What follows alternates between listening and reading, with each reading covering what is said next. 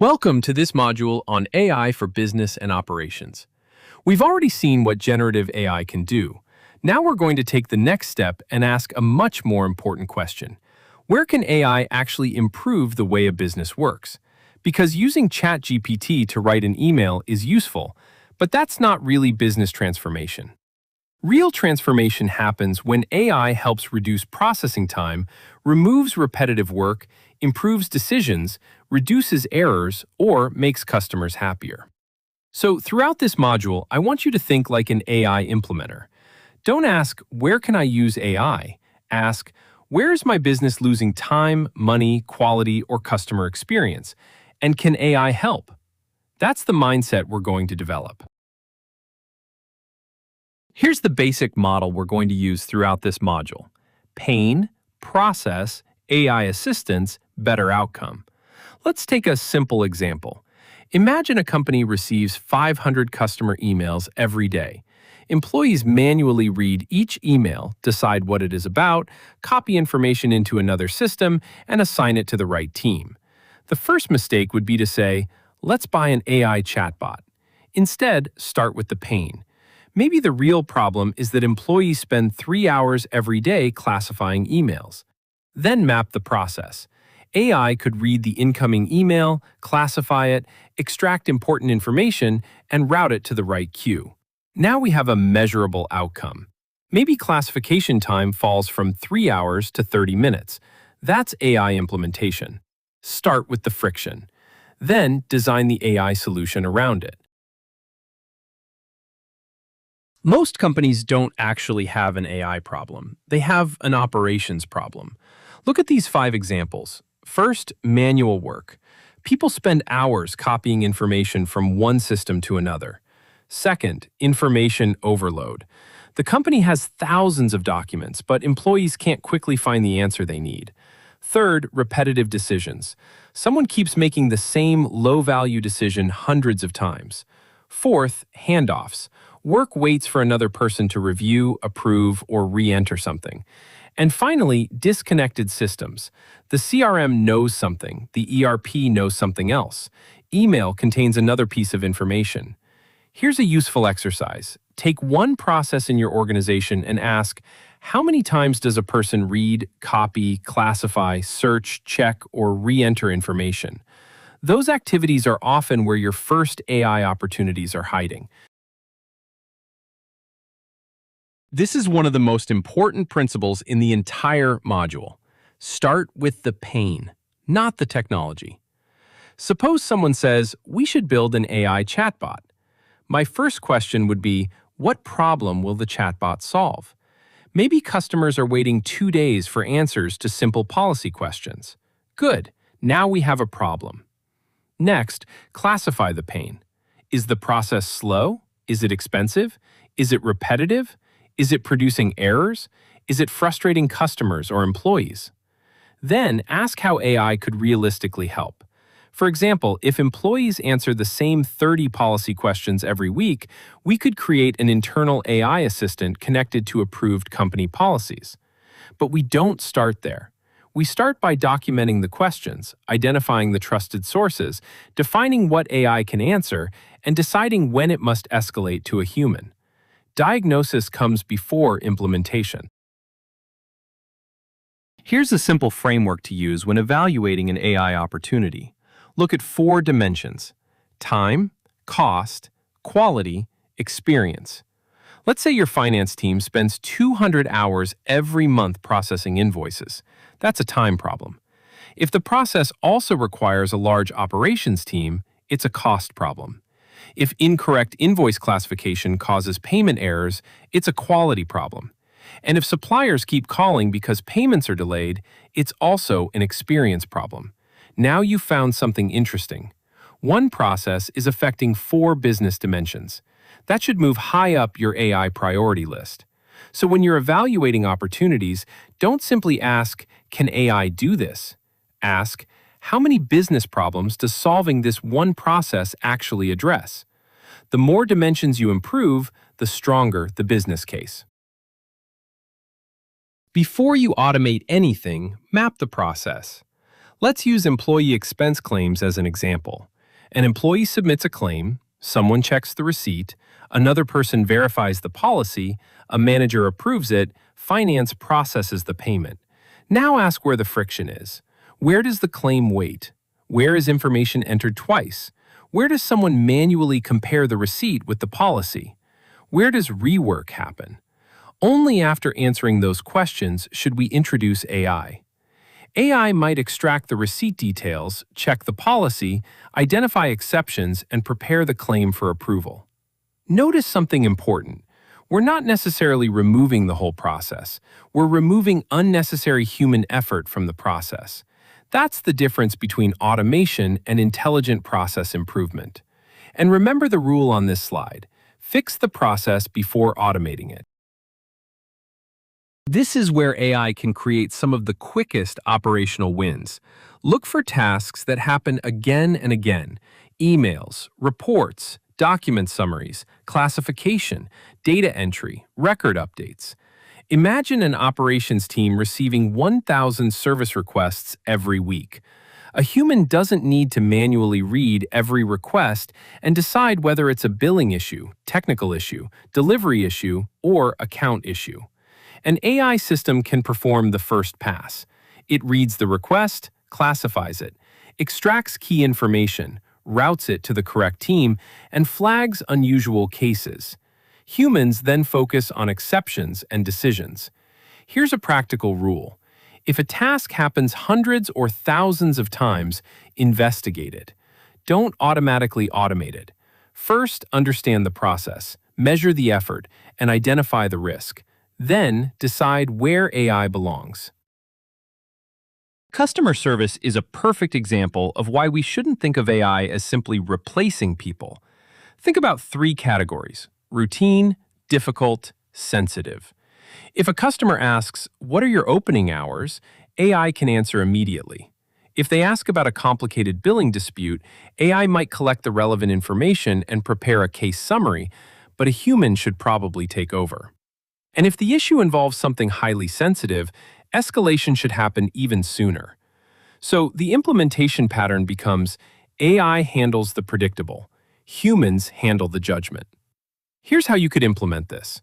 Take your last 1,000 support tickets, group them by type, identify the top 20 repetitive questions, create approved answers for those questions. Then introduce AI for only that limited scope. Measure resolution time, escalation rate, customer satisfaction, and incorrect answers. Don't start with, "Let's automate customer service." Start with, which 20% of requests consume the most repetitive effort? Salespeople often don't have a selling problem. They have a searching problem. Before a customer meeting, the salesperson may need to search the CRM, old emails, meeting notes, account information, and previous action items. That's a perfect AI opportunity. Imagine opening a customer record and asking, "Prepare me for my meeting with this customer." The AI could produce a one-page briefing containing the customer's history, recent interactions, open opportunities, unresolved issues, previous commitments, and suggested questions. The salesperson doesn't have to read 50 emails. They get the important information in one place. But here's the implementation lesson. Don't start by building an enormous AI sales platform. Start with one workflow: customer data, AI summary, salesperson review. Then measure preparation time. If preparation falls from 30 minutes to 5 minutes without reducing quality, you've created measurable value. That's what we mean by less searching, more selling. Marketing has another interesting AI opportunity: content multiplication. Imagine your company has one important announcement about a new product. Normally, someone writes a blog. Then another person creates a LinkedIn post. Someone else writes an email. Another person creates an FAQ. And someone prepares a video script. Instead, start with one approved core message. AI can adapt that message into different formats. But there's an important control here. The AI shouldn't invent new product claims. Give it the approved source material and clear instructions about what it can and cannot change. Then ask it to create a blog post, a LinkedIn version, an email, an FAQ, a sales message, a video script. The key idea is create once, adapt intelligently. You're not asking AI to replace marketing strategy. You're asking it to reduce repetitive content production. Finance is where we need to be particularly careful with AI. There are many tasks AI can accelerate. For example, suppose a company receives thousands of invoices. AI can read the invoice, extract the supplier name, invoice number, amount, tax, and date. It can classify the expense. It can compare information against predefined rules. It can highlight anomalies. But then we reach the most important step, human approval. The AI might say, "This invoice appears valid." That's not the same as giving AI permission to pay it. A practical implementation would look like this: extract, classify, analyze, human review, approve. Start with low-risk invoice processing. Measure extraction accuracy and exception rates. Then gradually expand. The principle is simple. Use AI to accelerate financial operations, but keep appropriate controls around financial decisions. HR gives us another important lesson. AI can assist with people processes, but people decisions require care. AI can help draft job descriptions. It can answer routine policy questions. It can summarize interviews. It can help prepare onboarding material. It can draft candidate communication. But hiring decisions, performance decisions, and sensitive employee matters should not simply be handed over to an AI model. Here's a practical example. Suppose HR has 500 candidate applications. AI can help organize information against predefined job criteria and produce structured summaries. But the hiring team still evaluates candidates. Similarly, AI can summarize an interview, but the hiring manager makes the final judgment. Why? Because efficiency is not the only consideration. There are issues around fairness, context, privacy, and accountability. So remember the principle: AI assists, people decide. Operations is where AI can become extremely powerful because operational processes generate a lot of data. Imagine this workflow: order, processing, approval, fulfillment, delivery. Now imagine that 15% of orders are delayed. Where's the problem? Maybe approval is slow. Maybe certain products require manual rework. Maybe some orders repeatedly trigger exceptions. Instead of looking at one order at a time, AI can analyze historical process data and look for patterns. It might discover that orders above a certain value take significantly longer because they require an additional approval. Now we have a potential improvement.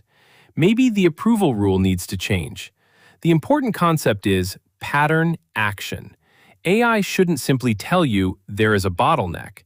It should help you understand why is it happening, how frequently does it happen, and what could we change. That's where operational AI becomes genuinely useful. AI can also help managers make better decisions, but I want to make one distinction very clear. Decision support is not decision replacement. Suppose you're deciding between 3 suppliers. Instead of asking AI, which supplier should we choose? Give it structured criteria: cost, delivery performance, quality, contract terms, risk. Then ask AI to compare the 3 options and show the benefits, risks, assumptions, and trade-offs. Now you have a much better management conversation. You might discover that supplier A is cheapest, supplier B has the best reliability, and supplier C has the lowest operational risk. AI has organized the evidence. The leadership team still decides. That's the sweet spot for AI decision support. AI structures the decision. Humans own the decision. One of the most expensive problems inside large organizations is actually finding information. Think about a new employee asking, "What's our process for handling this type of request?" The answer might exist in 5 documents, 3 presentations, an old email, and a policy page. The employee searches, they ask colleagues, someone sends them an outdated document. That's a knowledge problem. An AI knowledge layer can provide a much better experience. The employee asks a natural language question. AI searches approved internal sources. It generates an answer. And importantly, it should provide the source behind that answer. This is where technologies such as RAG or retrieval augmented generation become useful. The implementation doesn't have to begin with every document in the company. Start with one knowledge domain. For example, HR policies. Make the sources authoritative. Connect them to the AI assistant. Test common questions. Measure answer accuracy and source quality. Then expand. Here's a problem almost every organization understands. A meeting ends, everyone agrees on several actions. 24 hours later, nobody remembers exactly who was supposed to do what. AI can help close that gap. The workflow is straightforward. Meeting happens, transcript is captured, AI identifies the key discussion points. Then it extracts decisions, actions, owners, deadlines. And finally, a follow-up can be prepared. For example, Sarah, confirm supplier pricing by Friday. John, provide technical assessment by Wednesday. Maria, schedule customer review next week. Now, imagine doing this for every project meeting in an organization. The value isn't the meeting summary. The value is accountability after the meeting. That's the important distinction. Don't implement AI meeting tools because summaries look impressive. Implement them because you want fewer forgotten actions and better follow-through. Documents are everywhere in business. Invoices, contracts, applications, claims, forms, reports. The mistake is to think the opportunity is simply, let's make PDFs searchable. The bigger opportunity is the process surrounding those documents. For example, imagine an insurance claims process. A claim arrives, AI can read the documents, extract relevant information, classify the claim, identify missing information, then route it to the right processing team. That's much more valuable than simply reading a PDF. So think about the workflow as read, extract, classify, route, and then potentially review, approve, update system. When you analyze a document-heavy process, don't ask, can AI read this document? Ask, what happens because this document exists? That's where the real automation opportunity usually sits. Here's another practical role for AI, being a second pair of eyes. Imagine an employee processes a request manually. Before it reaches the final approver, AI checks it. Did we miss a required field? Is this a duplicate? Does the classification look wrong? Is there an unusual calculation? Was an important step skipped? The AI doesn't necessarily fix everything automatically. It flags potential problems. A human reviews the exception. This is particularly useful in high-volume processes where humans get tired and small mistakes become expensive. For example, if a team processes 10,000 records every month, even a small error rate can create hundreds of downstream problems. AI can perform the first quality check consistently. But again, AI checks. Humans decide. That's a pattern you'll see repeatedly throughout this module. One concern I hear from businesses is, we already have a CRM, ERP, ticketing system, HR system, database, and email platform. Do we need to replace everything? Usually, no. Think of AI as an intelligent layer sitting across your existing systems. For example, a salesperson might ask, which customers have open issues and an opportunity above $1 million? Instead of manually checking several systems, AI could potentially retrieve information from approved sources and present it in one place. But don't try to connect everything on day one. Start with the system your team uses most. Maybe that's your CRM. Pick one useful workflow. Connect the necessary data. Test the results. Control permissions. Measure value. Then expand. A good AI implementation often looks less like a massive replacement project and more like adding an intelligent layer to something the business already uses. This is one of the most important governance principles in AI implementation. Higher risk means stronger human oversight. Think about a simple email classification. If AI makes a mistake, someone can correct it. That's relatively low risk. Now, compare that with a financial decision, or a hiring decision, or a regulatory decision, or a decision that can't easily be reversed. The consequences are much higher. So don't use the same level of automation everywhere. Create a risk spectrum. Low-risk tasks might be fully automated. Medium-risk tasks could use AI with human review. High-risk tasks should require human decision-making. This is how you design responsible automation. The question isn't, can we automate this? The better question is, what happens if the AI gets this wrong? That one question can dramatically improve your AI strategy.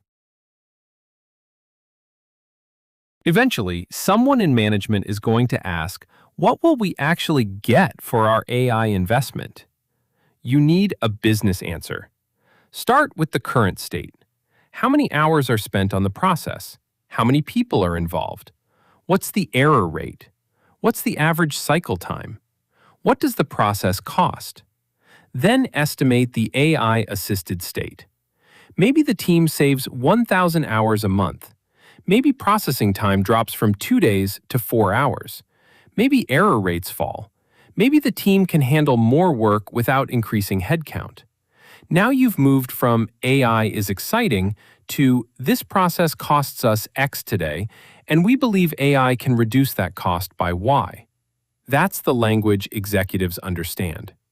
AI investment should ultimately connect to a business outcome. One of the biggest mistakes companies make is trying to transform everything at once. Don't. Start with one process, then choose one team. Define the KPI, run a pilot, measure the result. Only then think about scaling. Let's say your customer service team spends 100 hours a week answering repetitive policy questions.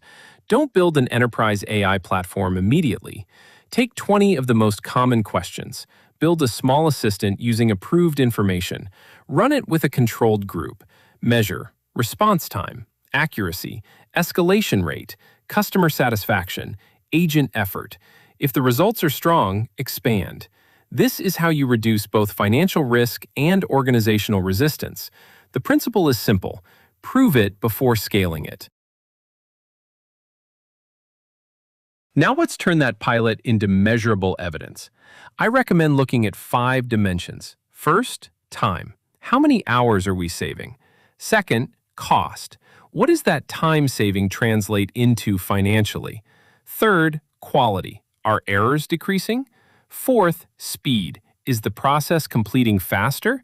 And fifth, experience. Are customers or employees actually happier? Let's take customer service as an example. Before AI, average response time is 8 hours. After AI, it's 2 hours. That's speed. If agents save 15 hours a week, that's time. If customer satisfaction improves from 78% to 86%, that's experience. Now you have a real scorecard, and that's the key message. AI success isn't the number of prompts you generate, it's the measurable improvement in the business. Let's look at 5 mistakes I've seen repeatedly in AI initiatives. Number 1, tool first. Someone buys technology before defining the problem. Number 2, automating chaos. The existing process is broken, but instead of fixing it, we automate it. Number 3, no owner. Everyone supports the project, but nobody is accountable for the outcome. Number 4, no measurement. 6 months later, everyone says AI is working, but nobody can explain exactly how. And number 5, too much too soon. The organization tries to launch 10 AI initiatives before proving one.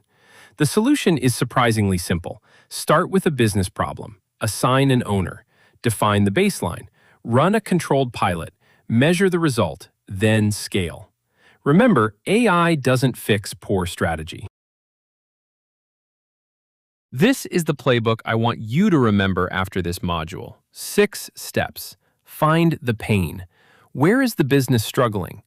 Map the process. understand exactly what happens today. Find the AI opportunity. Identify where AI can genuinely help. Pilot. Start small. Measure. Use real business KPIs. Scale. Only expand after proving value. And then the loop begins again. Because AI implementation isn't a one-time project. Once you improve one process, another opportunity becomes visible. Maybe you reduce invoice processing time. Then you discover supplier onboarding is another bottleneck. Then you improve that. Over time, this creates continuous operational improvement. So if you remember one sentence from this slide, remember, start with the problem. Always. Now it's your turn. Choose one real process from your own workplace, not an imaginary AI project, a real process. Maybe expense approval, customer complaints, employee onboarding, sales reporting, invoice processing, document review. Now write down exactly what happens today. Step 1, Step 2, Step 3. Then identify the pain. Where does it slow down? Where does work wait? Where do errors happen? Where do people copy information? Then ask, where could AI assist? Not replace everything, assist. Next, identify where humans must remain involved. Finally, define one KPI. For example, reduce processing time from 3 days to 1 day. That's your starting point. And remember, find the most painful process, not the coolest AI idea. At the beginning of your AI journey, you learn how to use AI. That's important. But eventually, you need to move beyond being an AI user. You need to become someone who can identify opportunities and design AI workflows. That's the journey. Use AI, then identify AI opportunities, then design AI workflows, and finally, think strategically about AI. At every stage, ask 5 questions. Where does AI create real value? Where could it introduce unacceptable risk? What should we automate? What should remain human? And how will we measure success? If you can answer those questions, you're no longer simply using AI tools. You're thinking like an AI strategist and implementer, and that's a much more valuable skill. This module is part of a larger journey. You've already explored AI for content and knowledge work. Now we're looking at AI for business and operations. Next, we'll move into AI for technology and engineering teams. And eventually, we reach the capstone, where you actually build your own AI project. Notice the progression. We're moving from using AI to applying AI to designing AI workflows to building AI solutions. That's intentional. The goal isn't to make you someone who knows hundreds of AI tools. The goal is to make you someone who understands how to take a real problem, identify the right AI opportunity, design a workflow, manage the risks, and prove the value. That's the skill that will remain useful even as the tools keep changing. That brings us to the end of this module. But don't stop at learning. The real value of AI comes when you apply it to something real. So remember the 4 steps. Subscribe. Stay connected with the learning. Learn. Understand what the technology can actually do. Apply. Take those ideas into a real business or operational problem. And finally, build. Create something that solves that problem. If you take only one thing away from this module, let it be this. Don't start with AI. Start with the problem. Find the friction. Understand the process. Identify where AI can help. Keep humans involved where they matter. Measure the result, and then scale what works. That's how we move from simply talking about AI to actually creating value with AI. I'll see you in the next module of the Genius Circuit.